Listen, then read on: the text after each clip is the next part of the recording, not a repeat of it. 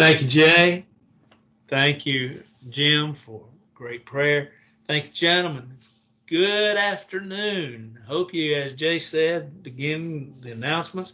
Hope you had a great day. What a beautiful sunshine it was. I stuck my head out just a while ago. I watched the ball game and studied this afternoon, but stuck my head out a while ago and just took a stroll to the church building in order to pick up something and come back. And what a great day it is. And so we hope that you've been blessed today. If you have your Bibles with you, you might want to turn to the book of 1 Peter chapter 4, verse 12. We'll go through the end of the chapter here. And as we do, we'll talk about some things that are in it. Have 2 more weeks following this lesson in this great book. And so we hope that you're studying it along with us. You've probably heard the adage, it's coming. Advertisers have used it. People have used it. People have used it to talk or to prick people's interest in order to get them to think about something or to do something. And we've used that idea. It's coming. We've also probably, if you have siblings, you know that there was probably some time, there was in my life, where I have a sister that is older than I am. But if you had siblings when you were growing up, and there was a time, a period where either your mom and or dad was not around, or your mom and dad maybe had gone somewhere and were coming back in a little while, and you did something happened. You probably heard these words, Mom will be home before long, and when she does, or when she is, you've probably heard that. Well, that's somewhat what we're talking about this evening. In the book of 1 Peter, the first chapter, Peter says there's hope. As Christians, there's hope. And then in the second, third chapter, and even in this fourth chapter, Peter says, as he addresses specific groups and specific people, he talks to the husbands, he talks to the wives, he talks to Christians. He talks about submission to the government. He talks about living a good example. He talks about living like Christ lived. He talks about living a life that is for and with God in the midst of a society that's not. And he talks about serving to God's glory, as we talked about last week. He deals with the idea that there's persecution in the land. Peter does, that is. And that Christians are going to face that. And as they face that, you see, it's coming, he's telling them. You need to be prepared and you need to be ready. Because, just as your sibling told you, Mom, when she gets here, is going to, Peter's saying, you need to get ready because it's coming. And it is persecution, personal trials, difficulties. Christians must take a stand. We live in a society in which there is the adage, live and let live. And yet today it seems as if live and let live is we're going to let you live as long as you live the way we want you to live and according to our ways and our opinions and our thoughts. Christians today are persecuted just like they were in the first century. Christianity is becoming less and less of a religion of impact and influence upon our society. As we weaken Christianity down, as we weaken the principle of following Jesus Christ, as we weaken it down to an idea that's for some just a thought, for some, it's a good idea for others. As we weaken it down to the point where Christianity and things associated with Christianity mean little to nothing to us. And so, consequently, Peter reminds folks, because that's what they were facing in Peter's day. Peter reminds them, it's coming. You need to get ready for it. And so as Peter reminds them it's coming, he reminds us too. The problems, the fiery trials, the persecutions, they're coming. What do we need to do? What do we need to expect? How do we need to handle them? Well, let's answer those questions. Peter gives us some answers in 1 Peter chapter 4, beginning in verse 12. Look at that verse. Peter says, "Beloved, do not think it strange concerning the fiery trial which is to try you, as though some strange thing happened to you." Peter says, first of all, expect suffering. Notice what he says, do not think it strange. The word strange there has the idea of don't be surprised. Don't be astonished. Don't be astonished by the novelty of the act. Don't be shocked by the persecution that's coming, as though it was some strange thing. Now notice what he calls them. He calls them fiery trials. He says, don't be surprised. The word fiery trials has the idea of painful experience. It's the idea really of a furnace melting down a metal into a liquid to purge it of its impurities. He says, when you come under the heat of suffering and you come under the heat of persecution and you come under the heat of fiery trials, he says, don't think it strange. Don't be surprised as though it's some strange or some different idea. Don't be shocked by it. You see, fiery trials, Peter says, is not a matter of if, but when. Suffering for Christ is a reality. In the book of 2 Timothy chapter 3, verse 12, Paul, reminds Timothy that if you suffer as a Christian, let him not be ashamed, but let him glorify God. But Jesus reminds us in Luke 6, verse 22, that blessed are you when men hate you and when they exclude you and revile you and cast out your name as evil. You see, the Lord promises us that suffering is going to come as a Christian, and it comes because you are a Christian.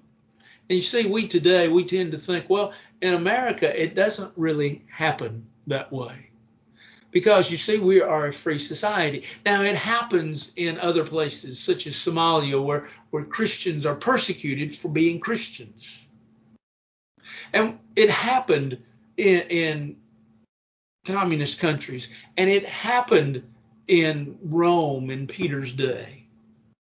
Surely it won't happen today. And the answer is yes. It does. Yes, it is. And yes, it will. Since God declared war on Satan in Genesis chapter 3, verse 12, do you remember the incident there where Satan had tempted Adam and Eve in the Garden of Eden and where they had sinned? And when God reminds Satan, he says that you'll bruise, he says there's coming seed after you. And he says, you'll bruise his heel and he shall bruise your head. In other words, he says, Satan, I'm coming. When the Lord comes, when Jesus comes, you're going to inflict injury upon him, but he is going to take you and be victorious over you. Think about, he says, you'll take his heel. Well, to grab at one's heel, of course, hinders one's progress. But he says, he'll bruise your head. Well, if you want to, pardon maybe the expression, if you want to kill a snake, what do? You bruise its head severely. Jesus came and did just that. But God declared war on Satan.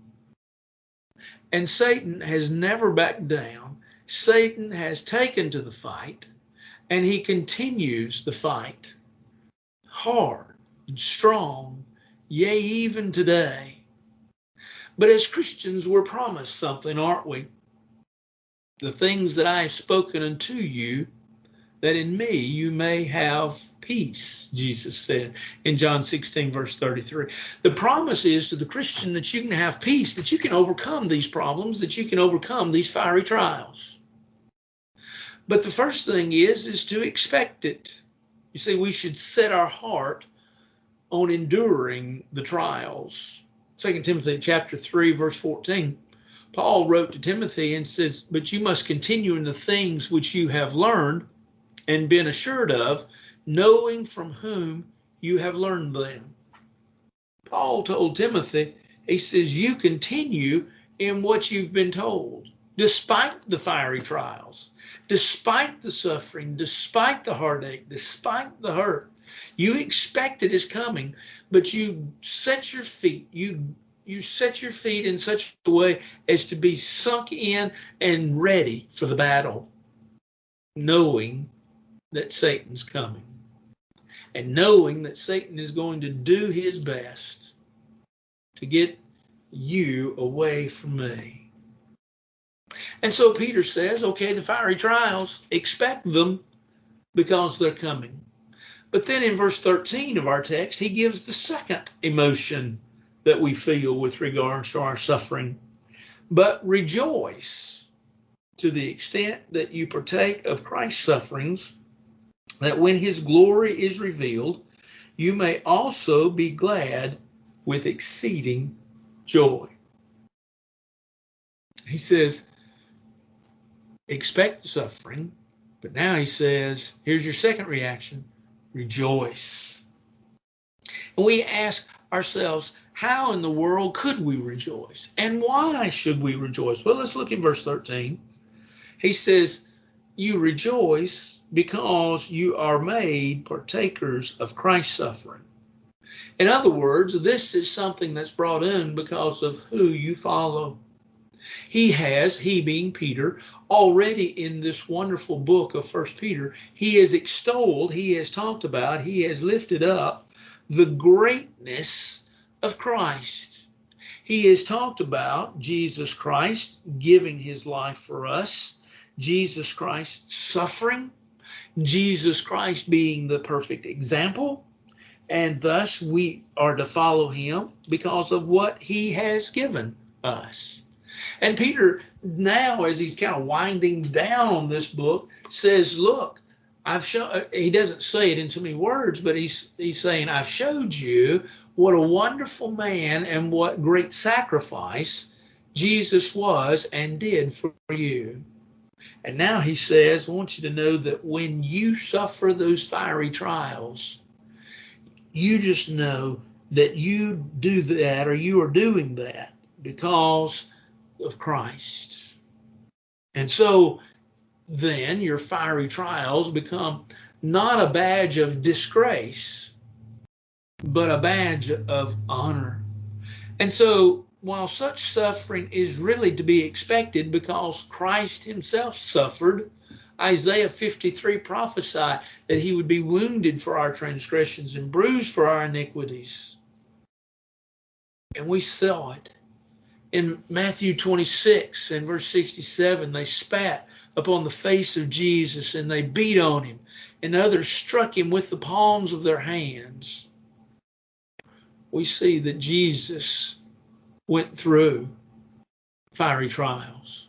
That there was a time in John 10 in which there were those that when he claimed to be the Son of God, the people considered it to be blasphemy. And so they picked up stones to stone him. But they did not.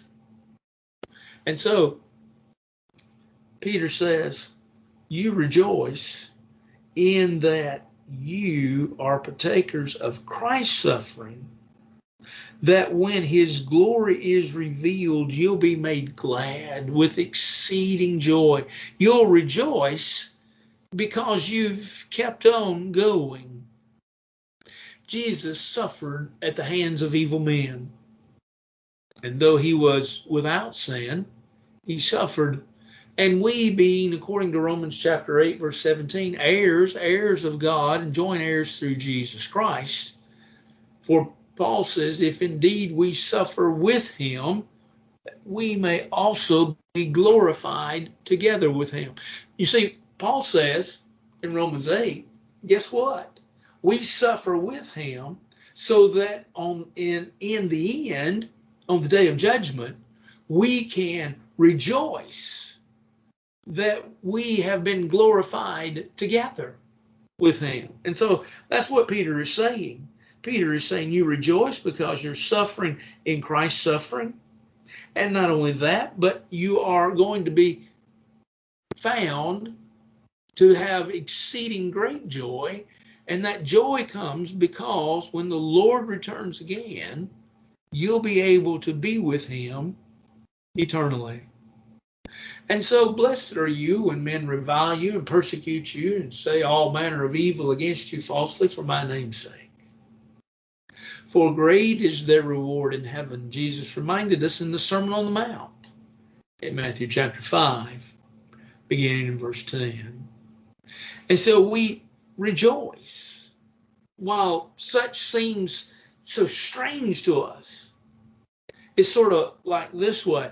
I never enjoyed a spanking. Now, I don't know how you discipline your children, but when I was growing up, I received spankings. My mother, my father spanked me. I never enjoyed a spanking. I realize now that they were for my good, but when I was disciplined in such a way, I never enjoyed it. And sometimes I knew they were coming because I knew I was pushing them to that end. Well, I may not think that rejoicing in fiery trials is really a great idea. But when I see that I am suffering for Christ and with Christ and will, as long as I have been steadfast, found faithful, that I will have an exceeding joy, which in many ways, at least in my mind, maybe not in the minds of the reader originally of 1 Peter, but in my mind carries me back to verses 3 and 4 that we studied of the first chapter, in which Peter talked about an inheritance there. He talked about a living hope that we've been begotten to through the resurrection of Jesus Christ, and an inheritance that's incorruptible, undefiled, that does not fade away, reserved in heaven for you. That promise that Peter gives to us is the extent of the joy that we have, because in suffering, if we will hang with Christ, if we will stay the course, if we will be found faithful on that judgment, we will be glad because we will be found faithful. And so when fiery trials come, expect suffering, rejoice with the suffering. But then in verses 15 through 18, Peter takes a little bit of a different approach. Listen to these words. But let none of you suffer as a murderer, a thief, an evildoer, as a busybody in other men's matters. Yet if anyone suffers as a Christian, let him not be ashamed, but let him glorify God in this matter. For the time has come for judgment to begin at the house of God. And if it begins with us first, what will be the end of those who do not obey the gospel of God? Now, he says, if the righteous one is scarcely saved, where will the ungodly and the sinner appear? Peter sort of changes his thought. He's still talking about the fiery trials, but he's basically saying, examine yourself. Don't suffer as a sinner, verse 15. But if you suffer as a Christian. If you suffer for Christendom, suffer for Christ. For there's a judgment that's coming, verse 17. And he says there's a judgment that comes. But what about those that haven't obeyed the gospel? What is their end?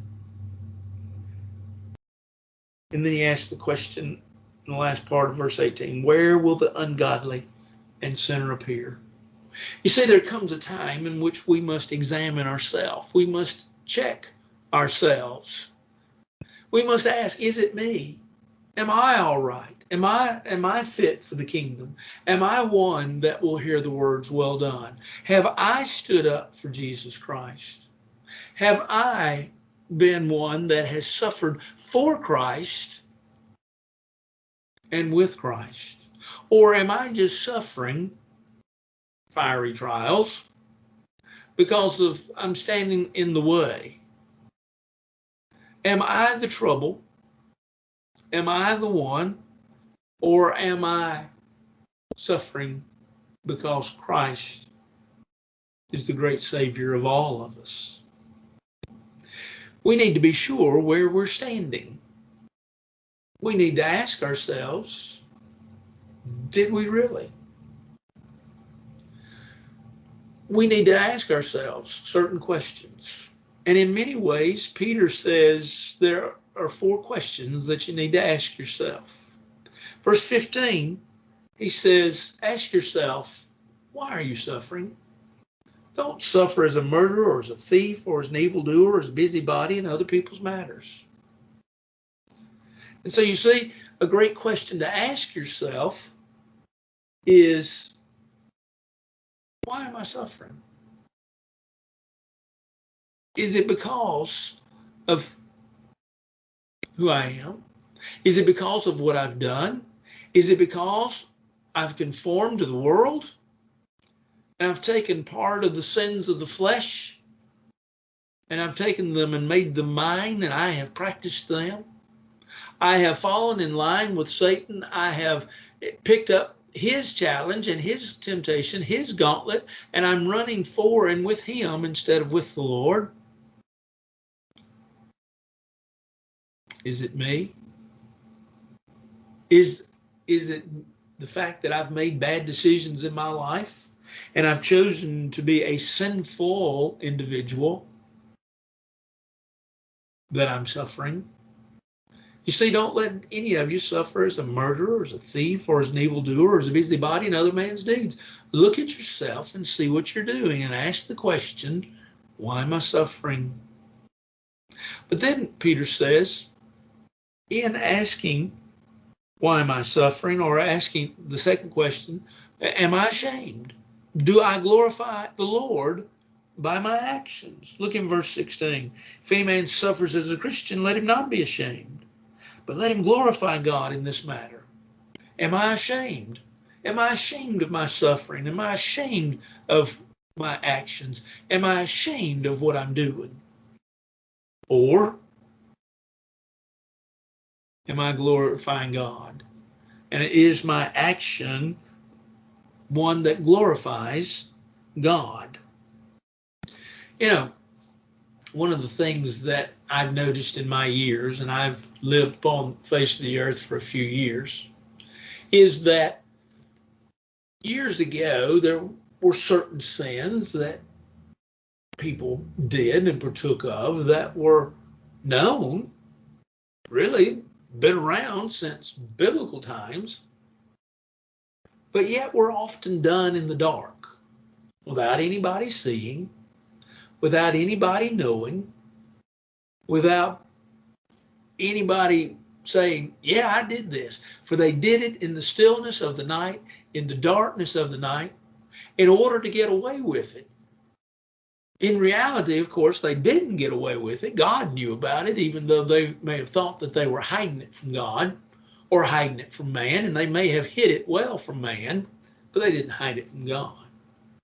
But now, many of those things that were done in the dark are done in the broad daylight, and people boast of them and boast of what is going on with them. While sad to say, it's very true. But Peter says, look, am I glorifying God by my actions?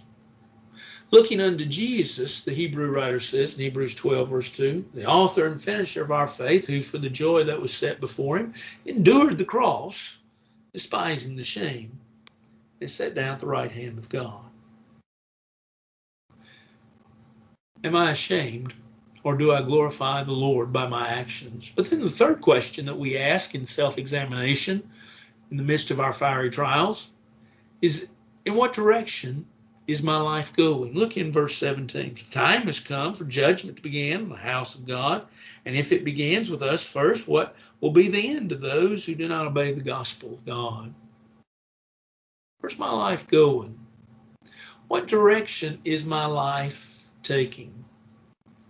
When Paul reminds us in 2 Corinthians 13 and verse 5 to examine ourselves, do you remember the rest of that verse? Paul said, examine yourselves whether you be in the faith. Take a look at yourself to see if you're doing the things that God would have you to do. What's the direction of your life? Where's your life headed? Where's your life going? That's the question we should ask ourselves in the midst of our fiery trials. Where am I headed? Where am I going? What am I going to do? Am I headed in the right direction? Am I headed in the direction that the Lord would have me to go, knowing that the judgment is coming? And so then he gets down to verse 18 and he asks again, really, where am I headed? Where am I headed? Am I headed towards glory with God? Am I headed towards a devil's hell? And so in the midst of our fiery trials, we need to examine ourselves. Now, it's not always fun, is it? It's not fun to look at yourself and to see where you are. A story is told of a missionary that was back in some of the backwoods of Africa. And an African tribal chief was given a mirror by a visitor. And when the chief looked into the mirror, he commented on the ugliness of the person that he saw in the mirror, looking back at him. And then he realized, after a period of time, that he was looking at himself. And so he became so enraged that he threw the mirror across the room and smashed the mirror on a rock. You see, when we begin to look at ourselves, we don't like what we see. Yet, we're reminded, as Peter reminds us, in the midst of fiery trials, you look at your life and see where you're headed. That's important. Because you want to see why you're taking that fiery trial. But then Peter reminds us in verse 19 that in the midst of our fiery trials, therefore, let those who suffer according to the will of God keep their souls to him in doing good as to a faithful Creator. Peter says, in the midst of your fiery trials, trust in God. Verse 19, he uses an interesting word. He says, let those who suffer according to the will of God commit their souls. The word commit is a banking term. It's the idea of entrusting.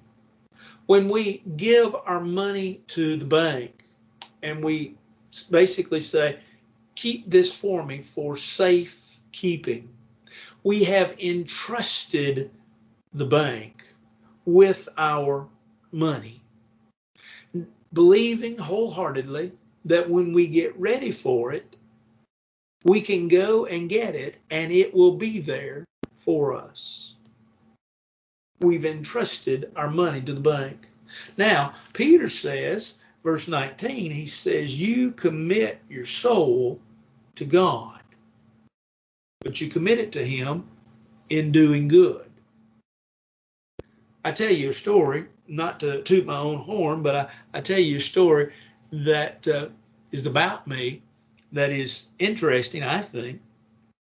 At the age of about 10 or 11, the boys in my neighborhood wanted to have a club. And while we all ran together, we all played ball together, we played in each other's yards together, we were in each other's houses, we decided we were going to have us a boys club. And we decided that the dues were going to be 10 cents. Now, we never did decide how often the dues would be taken up. We never decided what we were going to do with the dues, but we were going to have dues, and they were going to be 10 cents a piece. And so we decided that we'd have somebody to keep that money. And the fellow said, well, the only one we can really trust is Paul. And so they gave me their money. I forgot how much it was. I think all told it was about $1.38. See, somebody owed a couple of cents. But needless to say, back several years ago, 2007, when we were taking my mother to assisted living, and so we were breaking up her household items and dispersing them and getting rid of them, we found that money, $1.38. That was a long time from the time that it was like from 1972, 73, 74, 75, somewhere in there, probably about 72, 73 to 2006. I'd kept that money. It's gone now. I know somebody's going to ask me. It's gone now. I contributed it to a worthy cause, but nevertheless, I was entrusted with that money. We need to understand that when we suffer, we can have several different reactions. And as we look at people through the years that have gone through fiery trials, we've seen some folks give up. Just quit. I'm not going to serve my Lord. If I'm going to go through this, I'm just not serving him anymore. Some have given in and said, well, I'll just do what Satan wants me to do. But some go on and do what's right. They do what they've been called by God to do. They've rested their soul in the power and the purpose of God. Knowing, we read 1 Peter chapter 1, verses 3 and 4 a while ago, verse 5, that he keeps us by the power of his hand, knowing that we can trust him, knowing that he will hold to us, knowing and remembering what John wrote in John chapter 10, verses 27 through 30. He says, my sheep hear my voice, and I know them, they follow me, and I give them eternal life, and they shall never perish, neither shall anyone snatch them out of my hand. My Father who has given them to me is greater than all, and no one's able to snatch them out of my Father's hand. I and my Father are one. We must learn to put our trust in God, and he will hold to us.